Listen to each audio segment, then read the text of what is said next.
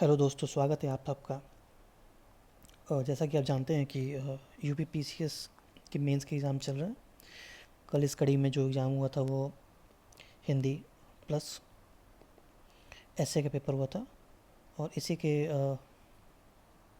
कड़ी में आज जो पेपर हुआ है वो जीएस पेपर 1 का हुआ है। तो ये पहला एनालिसिस वीडियो है और हम देखेंगे कि जो क्वेश्चंस आए हैं वो किस लाइन पे आए हैं और क्या हम इन क्वेश्चंस को टैकल कर पाते हैं या फिर इनके सोर्सेज क्या हैं, इसको हम देखने की कोशिश करेंगे। पेपर का लेवल या स्टैंडर्ड क्या रहा है क्या नहीं रहा है, हम इसके बेसिस पे ट्राई करेंगे समझने की। तो ये उन बच्चों के लिए बहुत महत्वपूर्ण होगा जो अगले साल 2025 का यूपी पीसीएस का मेंस सोच रहे हैं, या फिर दूसरे स्टेट पीसीएस भी अगर वो देना चाह रहे हैं, तो वहाँ से हम देखेंगे कि क्या क्या चीज़ें हम निकाल सकते हैं या क्या क्या ऐसी चीज़ें हैं जो हम पढ़ सकते हैं ताकि हम पेपर को टैकल कर पाए। जैसा कि आपको पता है कि जीएस पेपर 1 में जो मेन सेगमेंट होता है उसमें history, geography, Indian society plus social issues होते हैं। हिस्ट्री में आपके art and culture plus world history, modern history भी आती है। सिर्फ जियोग्राफी आपका कंप्लीट होता है, Indian society and social issues. तो देखते हैं हम कैसे कैसे क्वेश्चंस आए हैं। तो पहला क्वेश्चन जो था कि इन्होंने पूछा है कि लिटरेरी सोर्सेज पूछा है, that will be for Indian ancient Indian history. तो इस पर्टिकुलर क्वेश्चन में क्या क्या ऐसी चीज़ें हैं जो हम डाल सकते थे। तो आप अगर हिस्ट्री की बुक पढ़ते हैं एनसीईआरटी की, तो जैसा आपने देखा होगा कि एनसीईआरटी के पहले चैप्टर में आपका जो वो दिया हुआ है कि सोर्सेज को ऊपर दिया हुआ है, ठीक है। तो ये क्वेश्चन वहाँ से हो सकता था। जहाँ तक बात करें कैसे अप्रोच करना चाहिए था, तो बेसिकली अगर हम इसमें वो सेगमेंट जैसे कि रिलीजियस जो टेक्स्ट होती हैं, वेदास, उपनिषद, ब्राह्मण्स, उससे बेसिकली ऋग्वेदिक सोसाइटी की बात करते हैं। ऋग्वेदिक सोसाइटी का जो सोशल ऑर्डर है वो समझ में आता है, ठीक है। उसके बाद जैन और बुद्धिस्ट जो टेक्स्ट रहे हैं, जैसे जैन के अगमास, ठीक है। देन बुद्धिस्ट त्रिपिटिका जो भी हैं, विनायक पिटिका एंड ऑल दी जो तीन हैं, वहाँ से हम भी पता लगता है कि एंसेंट हिस्ट्री के बारे में, ठीक है। तो रिलीजियस टेक्स्ट, ठीक है। इसके अलावा अगर हम बात करें तो कौटिल्य का अर्थशास्त्र और मेगास्थनीज की इंडिका, ये भी एक मेजर सोर्स रहता है जिससे हमें पता लगता है कि क्या सोशल लाइफ या क्या इकोनॉमिक लाइफ एंसेंट सोसाइटी में थी। उसके बाद पुराना सन समिति।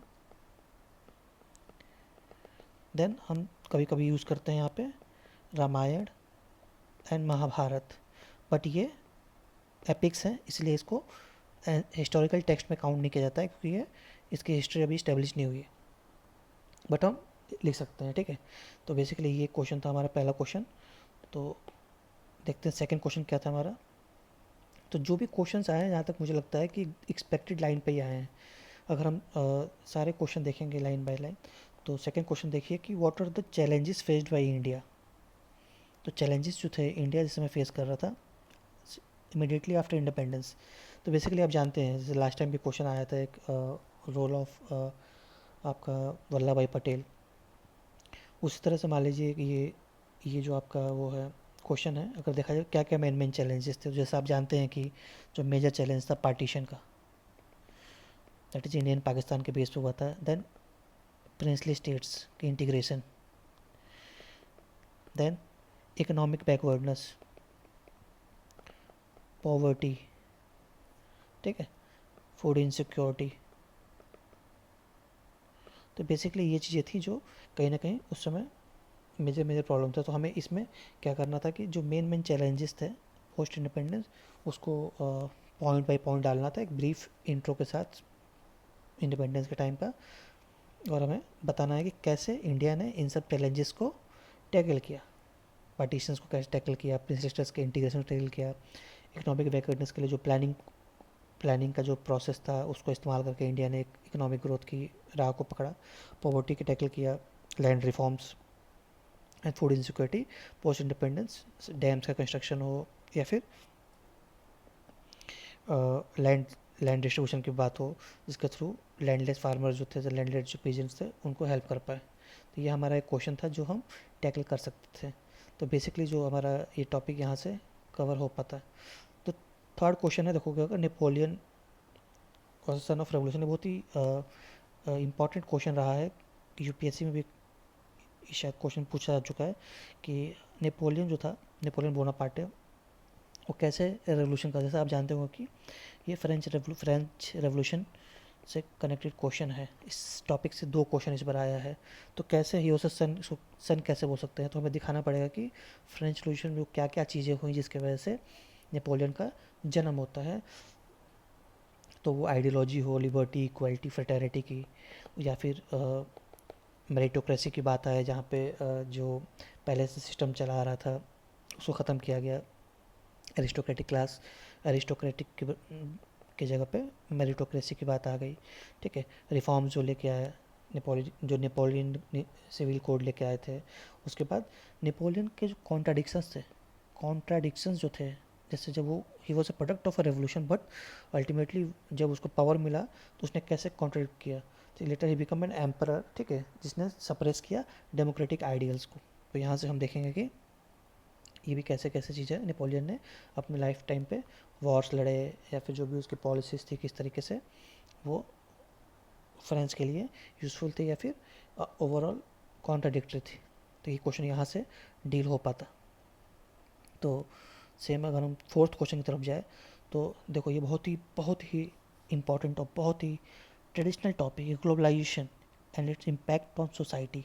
अब ये क्वेश्चन शायद कितने ही बार यूपीपीसीएस में, यूपीएससी में पूछता है या फिर किसी और एग्ज़ाम में पूछता आया। तो बेसिकली हमें यहाँ पे 1991 का एलपीजी रिफॉर्म्स, इसमें हम ग्लोबलाइजेशन का जिक्र करते हुए ग्लोबलाइजेशन कैसे कल्चरल इम्पैक्ट लेके आया, इकोनॉमिक इम्पैक्ट लेके आया, सोशल इम्पैक्ट लेके आया। ठीक है, तो हमें इन तीनों डायमेंशंस पे बात करनी है। पॉजिटिव प्लस नेगेटिव दोनों हमें बात करनी पड़ेगी, ताकि तब हम दिखा पाएंगे कि उसका जो इम्पैक्ट है पॉजिटिव है या नेगेटिव है। देन कंक्लूजन भी इस तरह देंगे क्या क्या रिफॉर्म्स हम ला सकते हैं इसके नेगेटिव इम्पैक्ट्स जो इंडियन सोसाइटी पे आया था, जैसे इरोजन ऑफ ट्रेडिशनल वैल्यूज़, ठीक है, एक्सप्लॉयटेशंस की जो बात करेंगे, या फिर वल्नरेबिलिटी। ठीक है, ये जो आया इसके बाद से किस तरीके से इंडियन सोसाइटी को हैम्पर किया। तो कई कल्चरल चीज़ें आई भी थी वेस्ट से, लाइफस्टाइल चेंज हुआ, कंज्यूमरिज्म कैसे बढ़ा, ठीक है, वेस्टर्नाइजेशन कैसे बढ़ा, वो फूड में बात हो सकती है, वो कल्चर में बात हो सकती है, वो म्यूज़िक में बात हो सकती है। देन नेगेटिव इम्पैक्ट्स क्या क्या थे उसके, migration, rise in inequality, income inequality कैसे इंक्रीज हुई, ये सब चीज़ें यहाँ पे आएंगी। तो ये क्वेश्चन में मुझे लगता है कि किसी को बहुत दिक्कत नहीं हुआ होगा। और जो बच्चे जो बोलते हैं कि बहुत ही जो टेस्ट सीरीज वगैरह जो देते हैं लोग, तो इन टेस्ट सीरीज में किस तरीके से बढ़ा चढ़ा के दिखाया जाता है, आपने देखा होगा कि टॉपिक्स वगैरह टफ बनाया जाता है, बट सिलेबस के साथ से ही क्वेश्चन कोई भी आयोग वो पुट करता है मेंस के एग्ज़ाम में।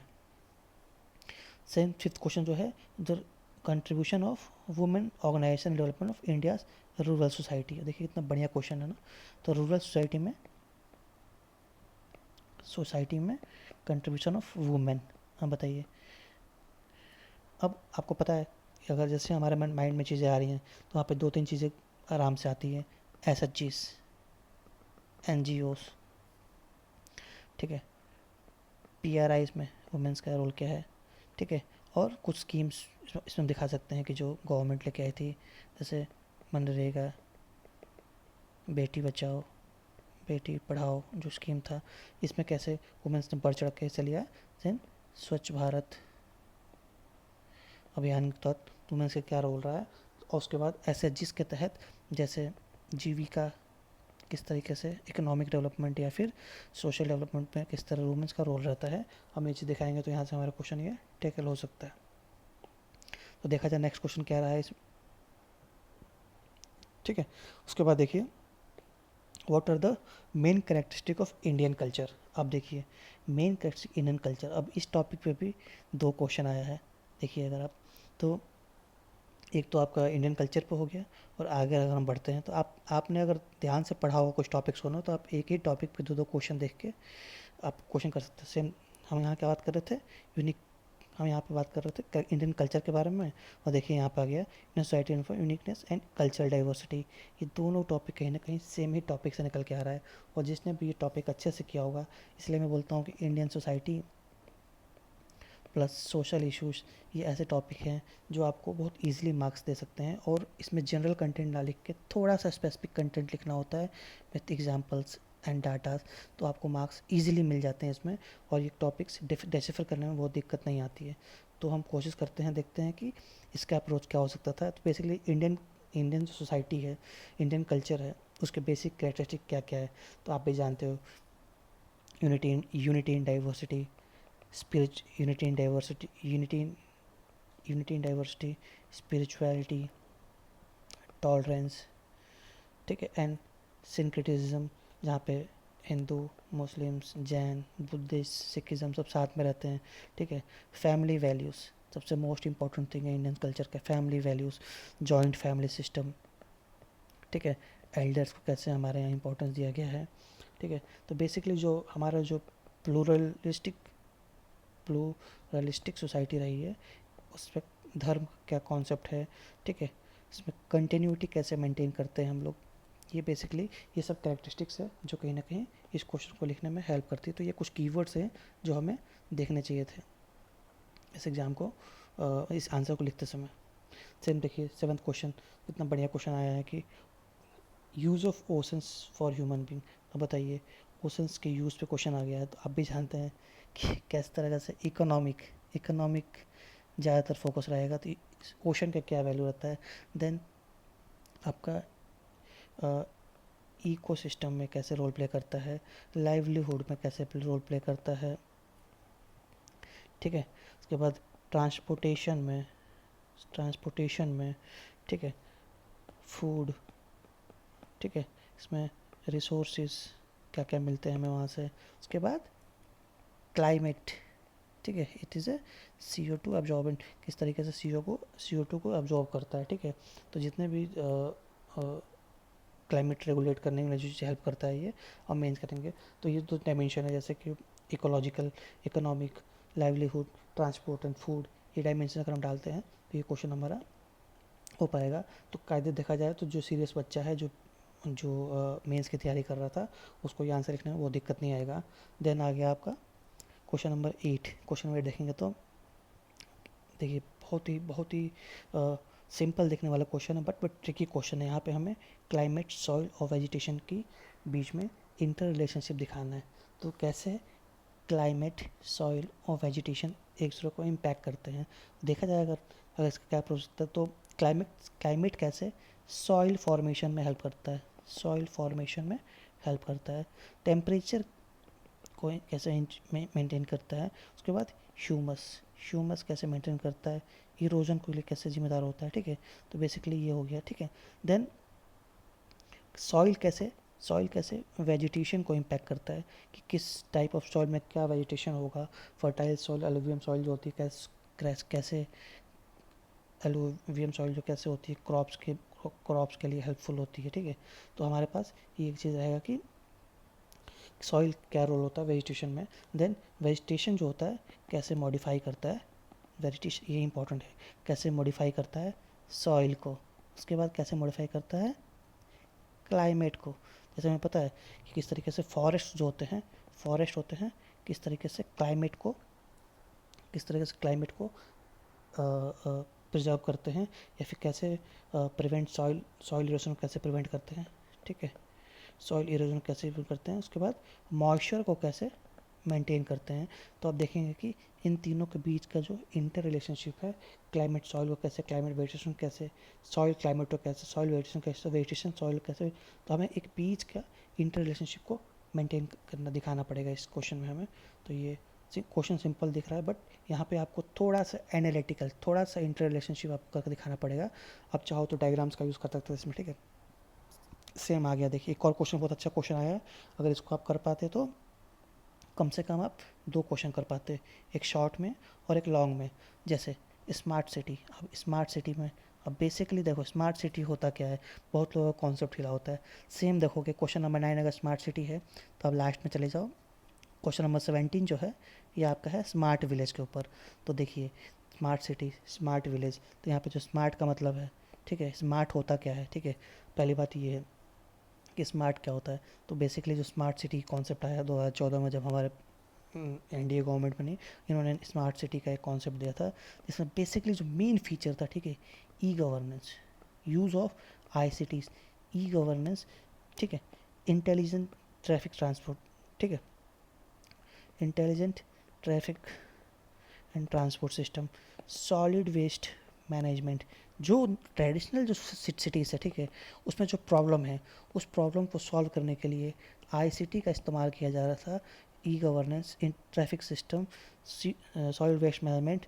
उसके बाद क्या आता है, स्मार्ट एनर्जी, सबसे इम्पोर्टेंट आज की डेट में स्मार्ट एनर्जी। किस तरीके से क्लाइमेट चेंज एक बड़ा फैक्टर है आज की सस्टेनेबिलिटी को लेकर जो सवाल उठ रहे हैं, तो यहाँ पे क्लाइमेट चेंज से रिलेटेड एनर्जी जो रिन्यूएबल एनर्जी की बात कर रहे हैं, रिन्यूएबल एनर्जी जैसे सोलर, ठीक है, wind, other sources of energy जो रिन्यूएबल एनर्जी है, किस तरीके से इनका यूज़ करके हम एक स्मार्ट विलेज या स्मार्ट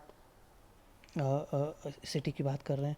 एक और आता है अफोर्डेबल हाउसिंग। अफोर्डेबल हाउसिंग तो जो आज न्यू टेक्नोलॉजीज जो आ रही हैं जिसमें खर्चे कम लगते हैं घर बनाने में, ठीक है, और एक सस्टेनेबल जो सिटी प्लानिंग वाले जो जितने भी पैरामीटर्स हैं उनको यूज़ करके अफोर्डेबल हाउसिंग की बात होती है, वहाँ पे हम ये करते हैं। तो बेसिकली जो स्मार्टनेस का जो डेफिनेशन है, जब तक हमें कॉन्सेप्ट क्लियर नहीं होगा तब तक हम इस क्वेश्चन को अच्छे से नहीं लिख पाएंगे। जब बच्चे टेस्ट सीरीज दे रहे थे तब भी मैंने बताया था कि आपको ये कॉन्सेप्ट बहुत ही क्लियर होना चाहिए, क्योंकि इतना इंपॉर्टेंट टॉपिक है। आज कम से कम 10 साल करीब हो गया और हम सिर्फ नॉर्मल स्मार्ट सिटी को, स्मार्ट के सेंस में अगर हम बात करते हैं तो बेसिकली वो स्मार्टनेस आपका क्या है, वो है use of I cities, use of I cities. I cities जो होती हैं बेसिकली आई सिटीज़ गवर्नेंस की जो बात होती है वहाँ पे यूज़ करने की बात हो रही है, ठीक है। तो बेसिकली यहाँ से अगर हमें अगर ये कॉन्सेप्ट क्लियर होता तो हम 2 क्वेश्चन यहाँ से कर पाते हैं सिमिलर दो स्मार्ट विलेज में, ठीक है, इसके फीचर्स क्या होते हैं, तो यहाँ भी सेम चीज़ें मोटा मोटी आ जाएंगी, ठीक है। तो देखेंगे, आगे देखेंगे स्मार्ट विलेज का कॉन्सेप्ट क्या है। इसमें एक आध चीज़ें एक्स्ट्रा आएंगी, बट मेन जो वो रहेगा, कोर रहेगा, वो बेसिकली आई सिटीज़ और ई गवर्नेंस के ऊपर ही फोकस रहेगा। देखिए ज्योग्राफी से क्वेश्चन आया है सेस्मिक जोन ऑफ इंडिया। अब बेसिकली आप जानते हैं, ठीक है, कि भारत जो है 2 से लेके 5 तक, ठीक है, चार चार 4 सेस्मिक जोन में जुड़ा हुआ है, जहाँ पे जो जो जोन 5 सबसे क्रिटिकल है, जिसमें नॉर्थ ईस्ट स्टेट्स, कश्मीर, ठीक है, गुजरात के कुछ पार्ट्स आ जाते हैं। सेम जोन 4 जो है आपका दिल्ली हाई रिस्क जोन है, ठीक है, ये सीवियर में आता है, ये हाई रिस्क में आता है, ठीक है। इसमें उत्तराखंड, उत्तर प्रदेश के जो नीचे वाले एरिया हैं, क्या बोलते हैं, हिमालय के फुटहिल्स में, बिहार के कुछ एरिया है फुटहिल्स में जो आते हैं वो आते हैं। इस तरीके से आप 2, 3, 4 जो है उसको आप दिखा पाते। तो वहाँ पे एक शॉर्ट नोट लिखना था जहाँ पे आप डायग्राम बना के, इंडिया का एक मैप बना के इस तरीके से आप दिखा सकते थे कि किस तरीके से हम भारत के सेक्शन में बांट सकते हैं।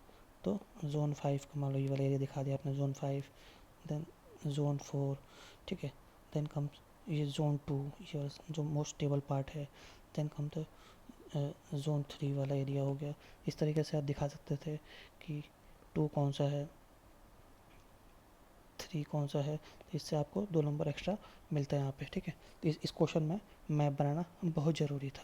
तो ये रहा हमारे शॉर्ट टाइप ऑफ क्वेश्चंस जो कि यूपीपीसीएस में पूछे गए हैं मेंस में, जिसके आंसर करना जो भी तैयारी कर रहा है, जो भी कॉन्सेप्ट को समझता है, उसके लिए आसान था। तो हम ट्राई, ये हमारा रहा फर्स्ट पार्ट। हम सेकंड पार्ट में सेक्शन बी के जो भी हमारे क्वेश्चन है इसको हम देखेंगे करने के लिए। सेक्शन बी जल्दी आपके सामने एक अलग वीडियो में आएगा, वीडियो बहुत लंबी ना हो जाए इसलिए इसे शॉर्ट रखी गई है।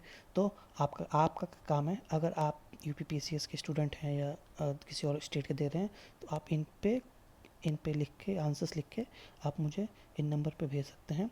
और अगर आपको डिटेल जिसका आपको आंसर्स चाहिए, ठीक है, या फिर इसका मॉडल आंसर चाहिए, तो आप मुझे इस पर बता सकते हैं, ठीक है। हम सेकंड पार्ट लेके बहुत जल्दी आएंगे। धन्यवाद।